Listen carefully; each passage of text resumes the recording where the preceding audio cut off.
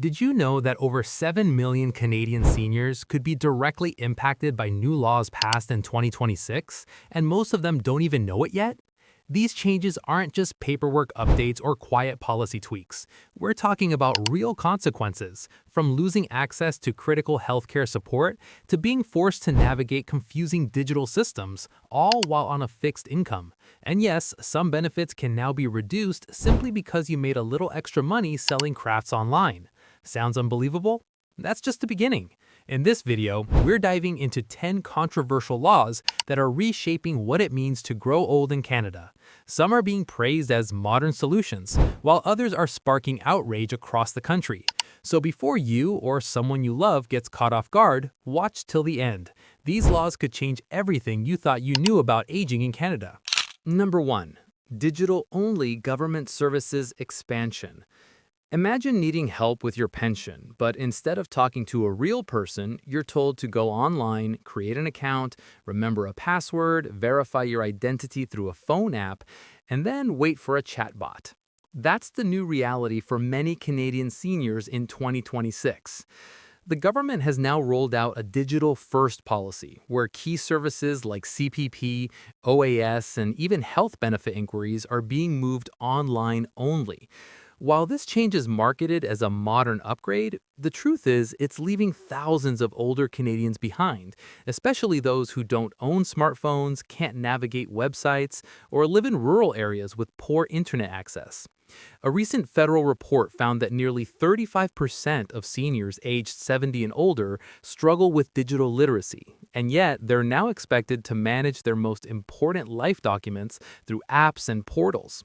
Many feel frustrated, confused, and powerless, especially when there's no phone number to call or office to walk into.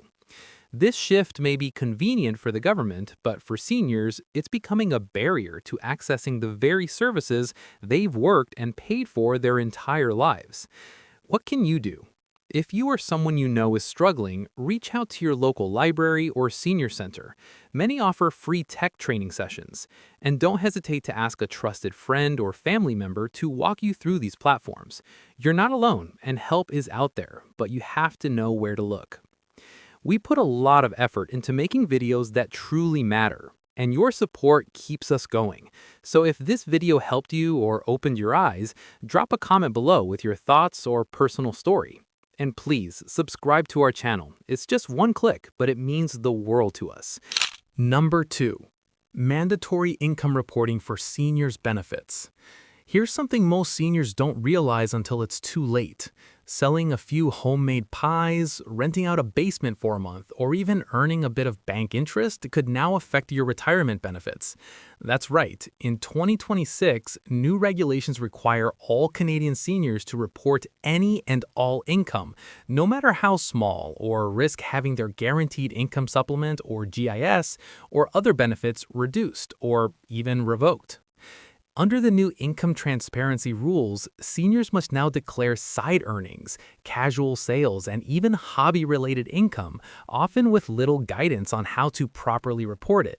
For many, it's confusing, stressful, and feels like a trap. A retired couple in Ontario recently lost 2 months of GIS payments after selling vintage collectibles online, just because they didn't report it in time. The intent behind the law is to clamp down on benefit misuse, but in reality, it's punishing many honest, low-income seniors trying to make ends meet. The system doesn't distinguish between someone flipping a few used items for cash and someone running a profitable side hustle. So what can you do? Talk to a nonprofit financial advisor who specializes in senior benefits. Many community centers offer free or low-cost advice. Also, keep a simple income log or notebook. It doesn't have to be fancy, just something to track what you earn and when so you don't get caught off guard during tax season.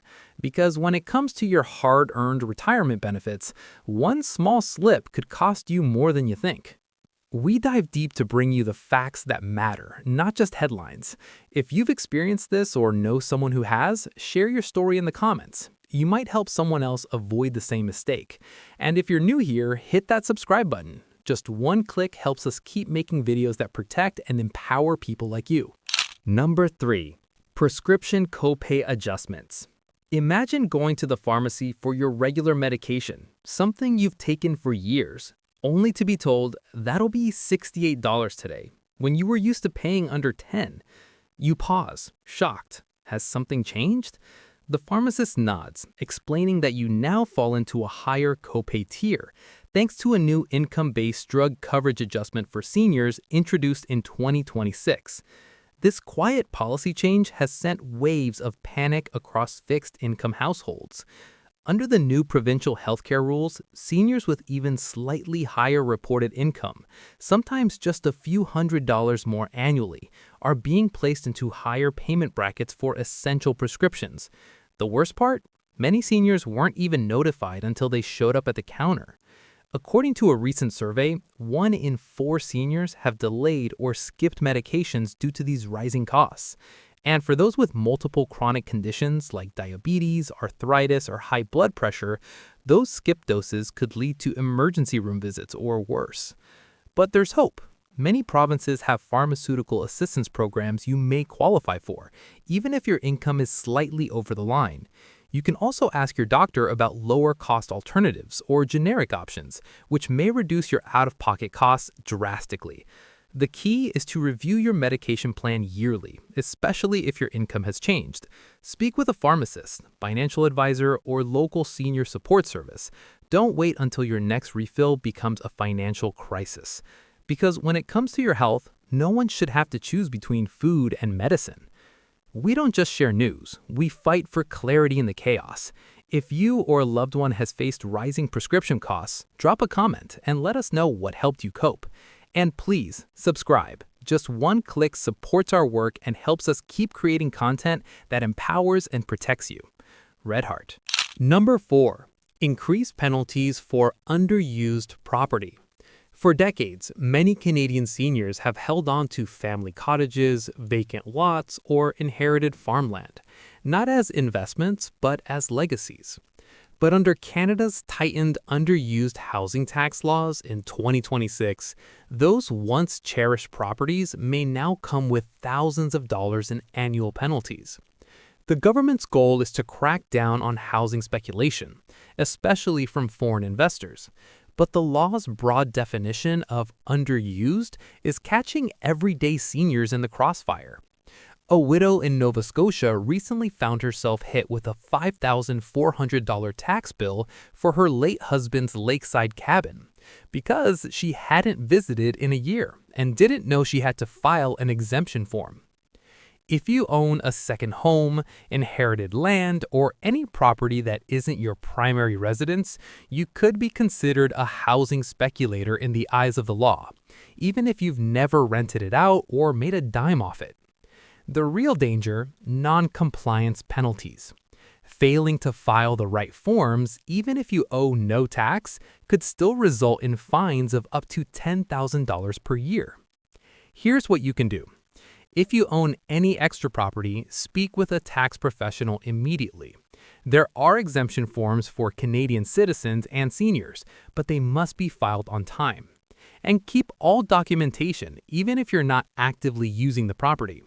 Because that piece of land you've been saving for your grandchildren, it could quickly become a legal and financial nightmare if you're not informed. We create these videos to protect you with truth the headlines don't explain. If this law affects you or someone you know, share your story in the comments. It could be a lifeline for another viewer. And don't forget to subscribe. It's just one click, but it helps us continue the fight to keep seniors informed and empowered. Number 5. Tightened rules for home care funding. Picture this.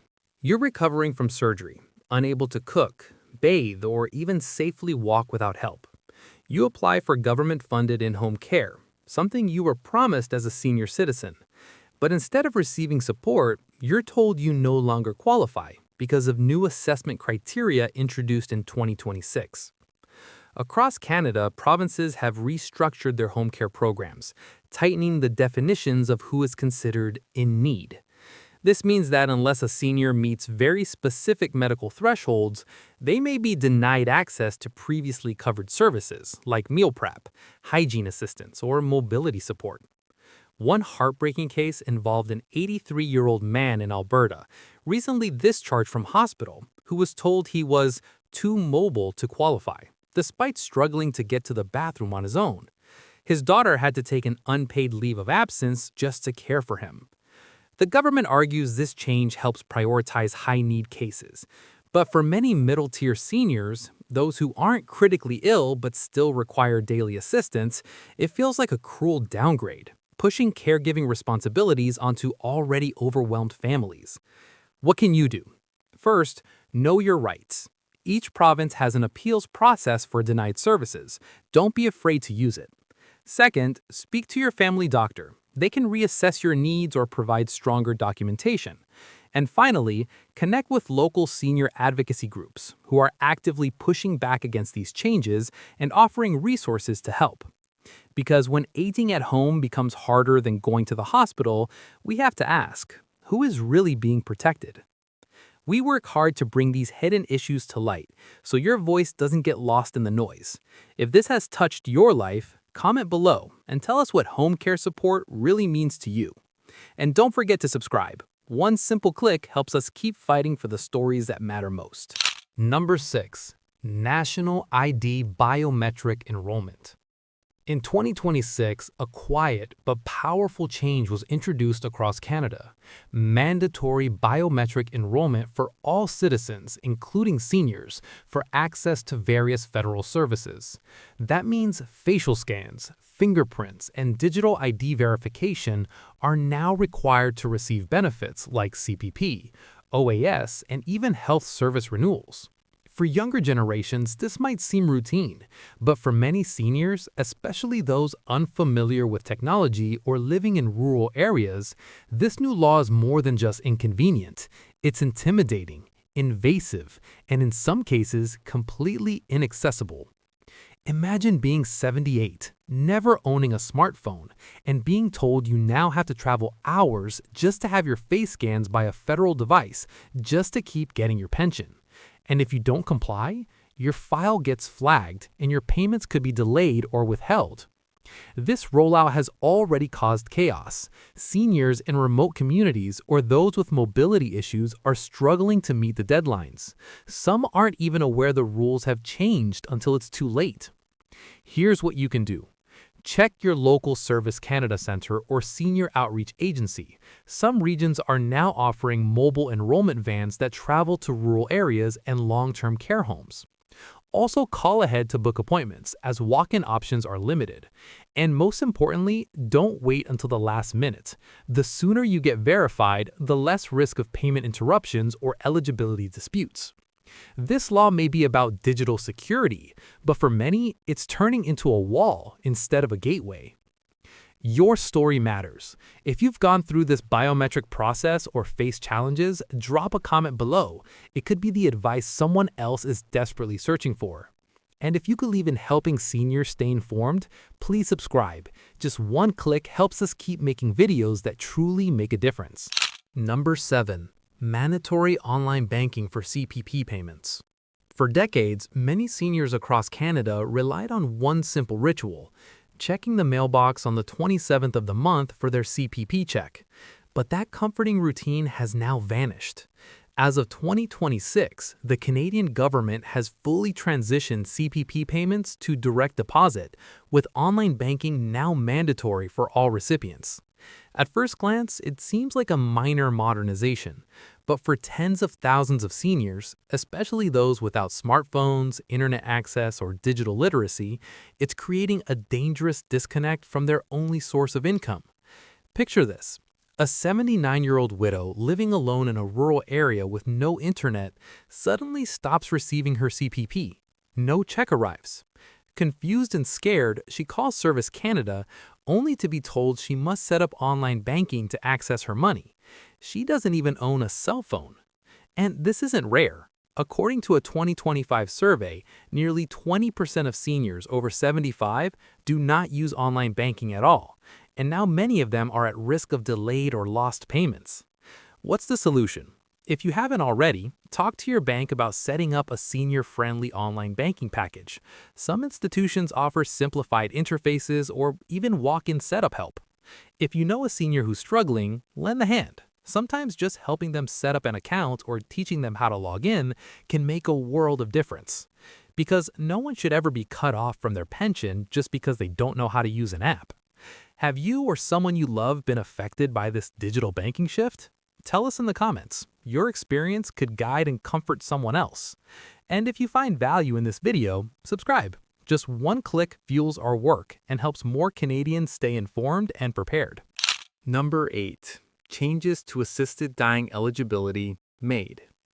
In 2026, Canada expanded the eligibility criteria for medical assistance in dying, MAID, and the conversation around it has never been more intense.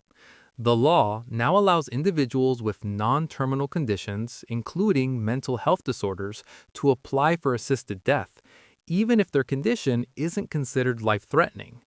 While advocates argue this gives Canadians more control over their end-of-life choices, others fear it opens the door to unintended consequences, especially for vulnerable seniors. Imagine a senior struggling with chronic pain, isolation, and minimal access to healthcare. Now, instead of being offered enhanced support or community care, they're handed paperwork to apply for assisted death. It's not a dramatic story. It's a real one, reported by advocacy groups who say the system is starting to blur the lines between compassion and neglect. Critics warn that when seniors feel like a burden or face economic hardship, they may view MAID not as a choice, but as an escape. And for those without strong family support or mental health care, it can feel like the only option. This is a deeply personal issue, and there's no one-size-fits-all answer. But here's what's important. Know your rights. If you or someone you love is feeling overwhelmed, reach out to a licensed counselor, elder care advocate, or support network. Assisted dying should never be a replacement for proper care, connection, or compassion. We owe it to our elders to ask, are we really offering choices or just an easier way out of a broken system? This topic isn't easy, but it's too important to ignore. Share your thoughts or questions in the comments. Your voice can spark real awareness. And if this content helps shine a light on hidden issues, please subscribe. One click means you stand with us in protecting and informing our most vulnerable. Number 9. Stricter mobility aid reimbursement rules. You've spent years working hard, raising a family, and now your needs aren't what they used to be. Your doctor recommends a walker or scooter, but when you go to file the paperwork, you're told you don't qualify, at least not yet. That's because in 2026, new federal guidelines introduced stricter approval processes for mobility aids under insurance and health benefit programs. The goal of the change? To reduce fraud and overuse. But the result?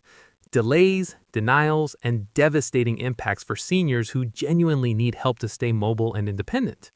Under these new rules, seniors must now undergo multiple assessments, provide extensive documentation, and in some provinces wait weeks or even months just to receive basic equipment like a cane, walker, or bathroom safety bar. And if the application is filled out incorrectly or lacks supporting notes, it's rejected, sometimes without clear explanation. A woman in British Columbia shared her story of falling 3 times in her home while waiting for a walker that her doctor said she needed immediately. She's now recovering from a hip fracture, an injury that might have been prevented with timely access to support. Here's what you can do. Start early. If your mobility is declining, talk to your healthcare provider about pre-qualifying assessments before a crisis happens. Reach out to local senior centers, as many offer temporary equipment loans while paperwork is processed. And if you face a denial, appeal immediately. Don't give up. Because for many seniors, mobility isn't a luxury. It's the key to dignity, independence, and safety. Has red tape ever stopped you or someone you know from getting help? Leave a comment. We want your story to help others navigate the same challenges. And if you believe every senior deserves to be heard, please subscribe. One simple click powers our mission to inform, protect, and uplift. Number 10. Senior Driving Retest Regulations. You've been driving for over 50 years. No tickets, no accidents. You know your routes, your routines, and your limits. But now, at 75, you're required to retake a driving test every 2 years, even if you've never had a single safety concern. That's the reality in 2026 for seniors across several Canadian provinces under new mandatory driving retest laws. The intention is safety, but the execution? For many, it feels like forced dependency. These updated regulations require seniors to undergo not only vision and cognitive tests, but in some cases, full road exams to retain their license. And it doesn't stop there. If a senior fails once, their license can be suspended immediately, sometimes without the option for a second chance without a long appeal. Now, imagine failing a test, not because you can't drive, but because you were nervous or confused by a poorly worded question. Suddenly, your ability to buy groceries, visit friends, or attend doctor's appointments is gone. You're isolated, dependent, and humiliated, not for being dangerous, but for being older.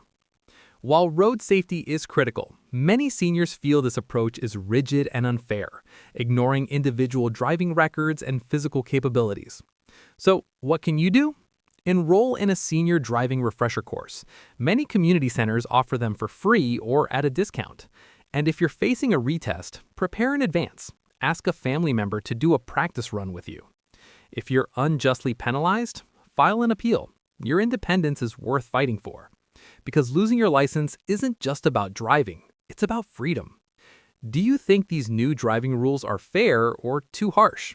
Drop your opinion in the comments. We want to hear your voice. And if you're standing up for seniors' rights with us, subscribe now. It's just one click, but it fuels every video we make. Car emoji. As we've seen, 2026 is shaping up to be a year of major change for Canadian seniors. From stricter benefit rules and rising prescription costs to digital ID requirements and driving retests, these laws are touching nearly every part of daily life: health, finances, mobility, and personal freedom. Some of these changes were introduced in the name of efficiency, modernization, or safety. But as we've uncovered, the real-world impact isn't always so simple or so kind. For many seniors, these new policies feel more like barriers than solutions, leaving them feeling overwhelmed, left out, and even punished for aging. But here's the truth: knowledge is power. The more you understand these laws, the better you can prepare, protect your rights, and support others around you who may be struggling silently. Whether it's helping a loved one set up online banking, challenging a denied home care application, or simply spreading the word, every action matters. This channel is dedicated to giving seniors, and those who care about them, a voice, a resource, and a community. We're not here to scare, but to empower, because everyone deserves to age with dignity, clarity, and support. So if this video opened your eyes, helped you understand something new, or reminded you of someone you care about, don't let it stop here. Let's keep this conversation going, because these laws aren't just policies, they're personal.